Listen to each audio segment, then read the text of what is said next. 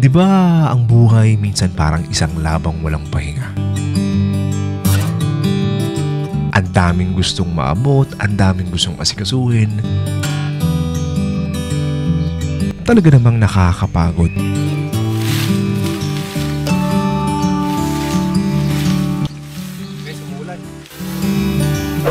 Sa totoo lang, hindi mo kailangang solusyonan lahat ng problema agad-agad.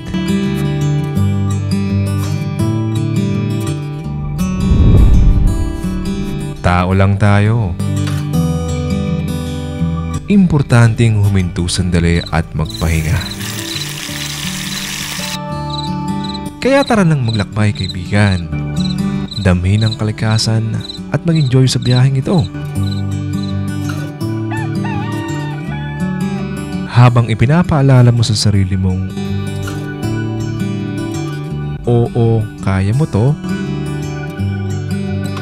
pero kailangan mo ring magpahinga.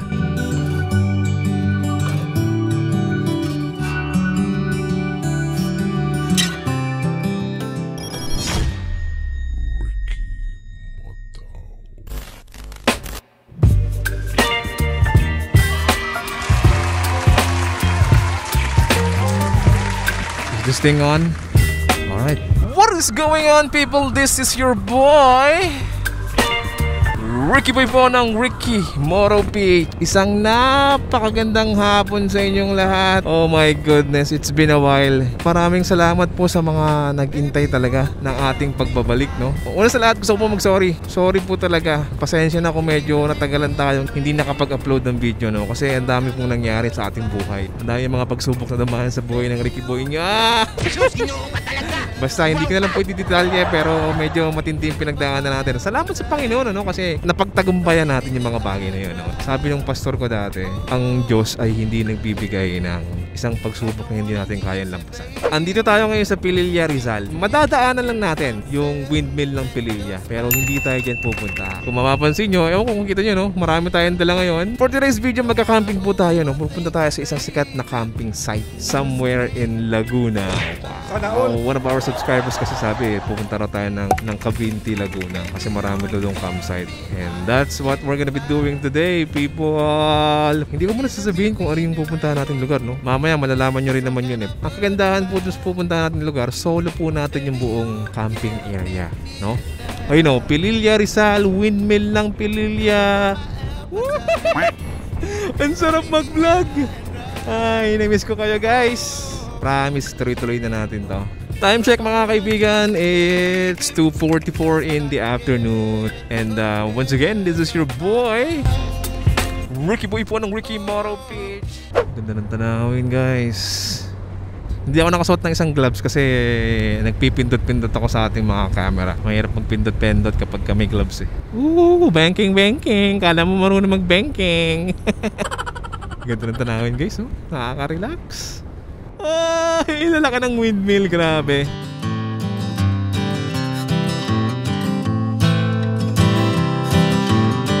Actually, ngayon lang ako nakarating o umabot sa part na to. Pinakamalayo ko, yes, yun nga, Pililla sa windmill. Never been in this place before, so it's my first time. Kung hindi dahil sa pagbo-vlog, pagbo-motor, no, hindi ako makakarating sa lugar na to. I enjoy, vlogging, sharing the beauty of my rides sa inyo. Mabitak, Laguna na pala to. Grabe yung kalsada, no? Twisties. 3:00 na ng hapon. According to Google Maps, we're gonna be there at exactly 55 minutes. So, medyo malayo pa, no? Puro pababa. Ang saya-saya. Tipid sa gasolina, pero pag uwi, nga. 4:00 dating natin doon. Tamang pahinga lang. Tapos, luto ng pagkain. No? Pagkatapos ay tayo yung magpapahinga. First time ko mag-camping by the lake. Yung beside the lake, no? I'm excited. Tinanong ko yung owner o yung contact ko dun sa pupuntahan nating lugar. Kasi since lake siya, no, baka may isda. Sabi, meron daw isda, eh. Dalag daw sa tilapia. Nagdala tayo ng pamingwit natin, guys. Kahit di nakakahuli, nagdadala ng pamingwit, eh. Ewan ko ba.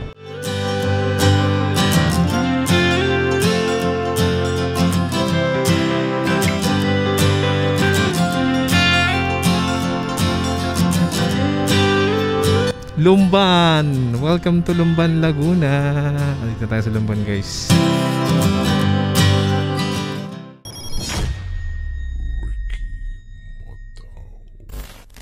Daming bus guys oh. Kasi sikat talaga tong Caliraya. Tourist destination talaga to. Isa to sa mga best part ng biyahe. Yung sobrang gandang tanawin. Oh my god. Ay sorry for the language but my god. Sorry pero babagalan ko yung takbo ko guys. Para mas makita natin to. Caliraya. Grabe. Ito yung takbo ko 48.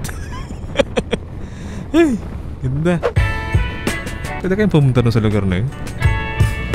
Grabe oh. So satisfying. Cabinti, Laguna.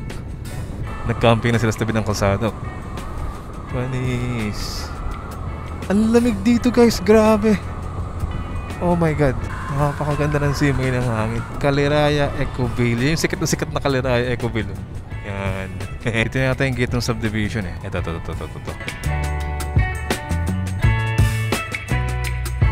Sierra Lake Subdivision. Gandang hapon po. Naka-book po ako sa Ami Prentes. Oo. 50. Sige. Tatawagan natin si Kuya Danilo guys. Papasundo tayo. Subdivision po pala to no? Thank you. Tayin ko lang si Kuya Danilo. Oh guys, kung pupunta kayo dito, tandaan nyo, mayroong entrance ha. Makakalimutan yan. Security. May security siya. Secure na secure kayo dito. Papalipad sana ako ng drone kaso wag na muna kasi kailangan na natin pumesto. May namimingwit guys, mukhang may isda nga dito. Napaka-probinsya vibe.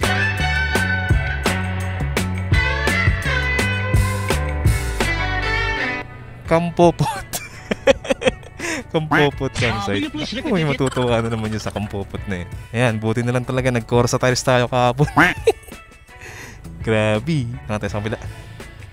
Pero mababa pa rin talaga ang clearance ng click eh. Kaya bibili tayong bagong motor. Abangan nyo yan guys. Tagal ko nung pinag-iipunan yun eh. Share ko na rin sa inyo no. Nag-iisip ako kung CB500X or mag-ADB na lang no.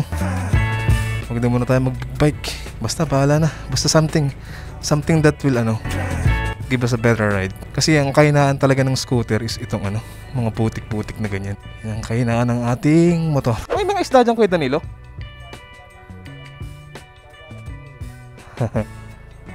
Sige.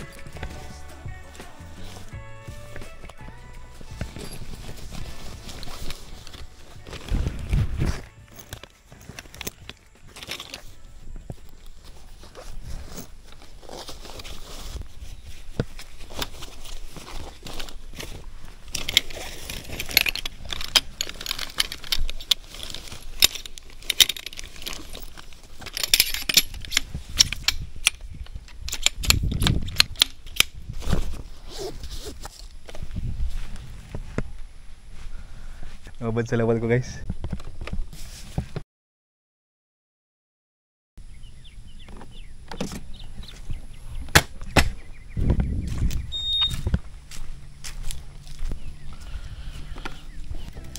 My goodness. Right. Cheers guys. Coca-Cola oh. Baka naman. Hindi, joke lang. Let's go.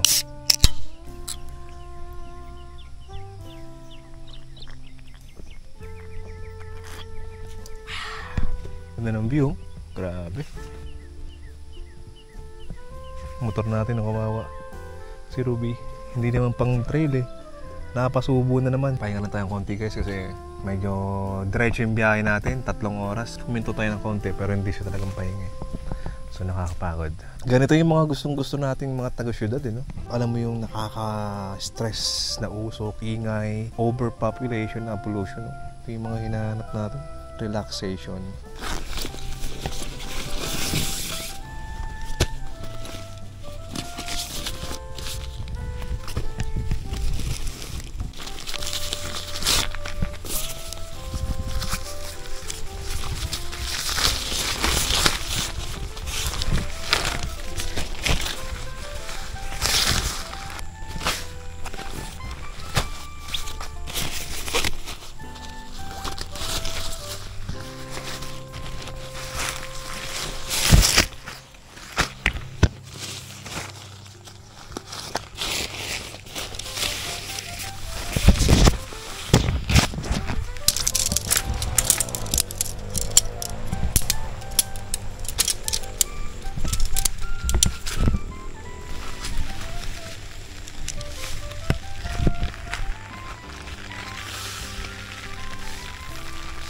Yun lang. Nice lang yan. Mabilis na naman ito yung setup eh.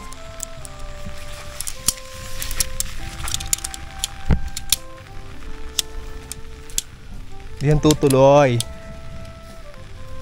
Manalig tayo sa Panginoon. Bongga, di ba? Sakto lang yan, tingnan nyo.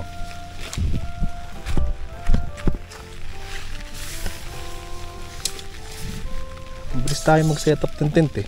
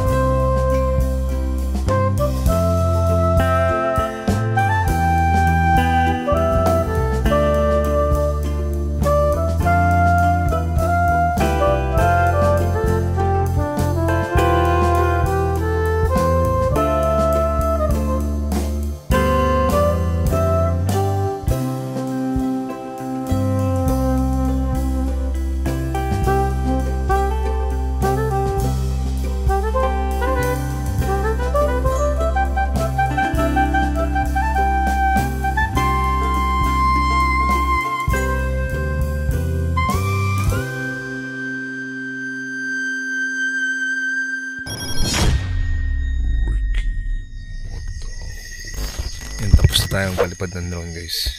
Medyo madilim na no. Buti may ilaw tayo. Solar, binigay ni Kuya Danilo. Maya try natin mag-ikot-ikot doon. Pero mag-asikaso muna tayo ng hapunan natin. Okay. Yan yung ating tonto.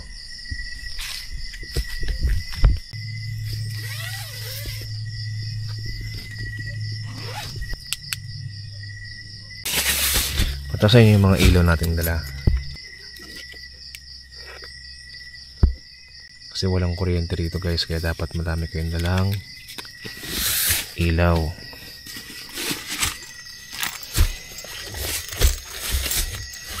Meron tayong dala nito. DIY baka naman. Yan, flashlight. Lahat yan rechargeable. Ay, ito pala hindi. AAA battery siya. Ito naman ay electric fan saka flashlight. Lakas to guys. Tagal pa malubat. May ilaw din to eh. Ayan o. Ayan. Meron tayo nito. Ilagay natin ito mamaya paikot. Importante to kasi minsan natatapakan ko yung yung mga tali ng tent. Kaya meron tayo nito. Tapos meron din tayong candle. Para feel na feel natin yung vibes ng probinsya, di ba? Oh. Favorite ko 'to eh. Yan. Para swabe. Sa takpan natin yung mamaya. Di ba?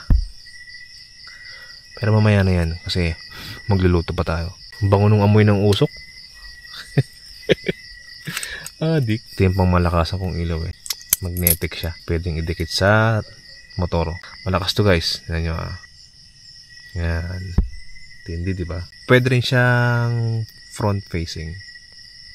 Tadan!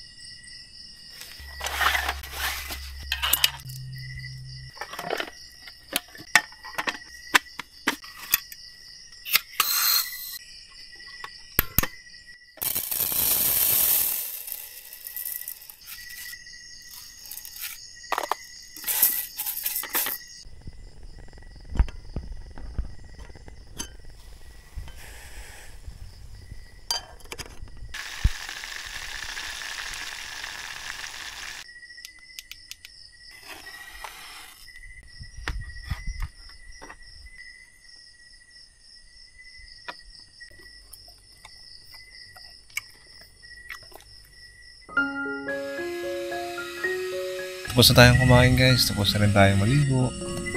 Nakapaghugas na rin tayo ng plato, nagpatuyo din ako ng buhok talaga eh. We're getting ready to sleep na. Pahinga tayo kasi medyo napagod din talaga ako. Medyo nagmumuni-muni lang ako kasi sino ba naman ang ayaw ng isang napakatahimik na gabi na wala kang ibang maririnig kung di kalikasan, no? Diba? Simoy ng hangin, no? Nararamdaman mo kasi nanggagaling yung hangin kasi puno yung tinatamaan niya like sa building. Hindi mo maramdaman.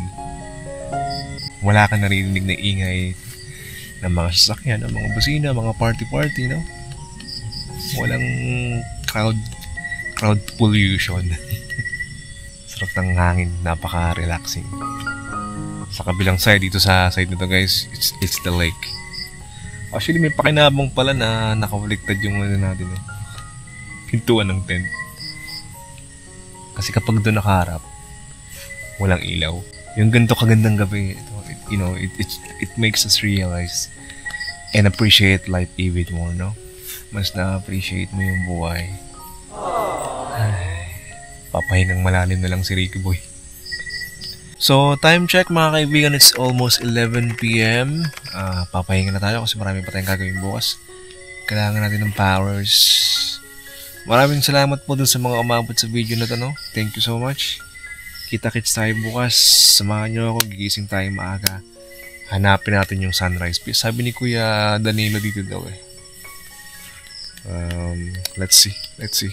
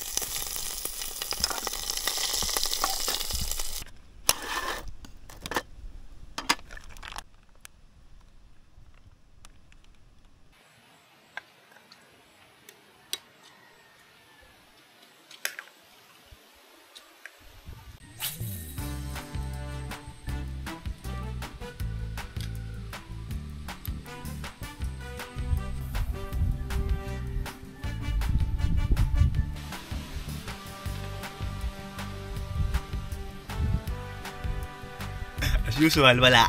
Ewan ko ba, napakamalas natin talaga. Siguro hindi lang talaga ako marunong mag-fishing. Hindi, siguro pain din kasi. Pain ko kasi ano eh, artificial na naman eh. I think we need to do a lot of research talaga sa pag-fishing, no? But it's fine. Fishing is just like 10% of this whole ride. This whole trip, no? So, enjoy pa rin naman tayo. Once again, we are here in Ami Fuentes Lagos campsite. Paimpake na tayo. Palis na. Mineral water yung tangke ng tubig nila, pati pampaligo mong mineral. And mabait yung owner, mabait din yung caretaker, no? Walang kuryente, you have to remember that. Pero may signal. And the place is really nice. Hindi kayo magsisisi, no? 1,500 kung mag-isa ka lang. Hindi ko sigurado kung magkano pag mas marami. So, ibigay ko lang yung number nila, pati yung kanilang page, no? Alright, I guess this is where I'm gonna have to end the video. Once again, this is your boy, Wiki Boy Panawiki Moro PH. Have a great day, people. Ciao!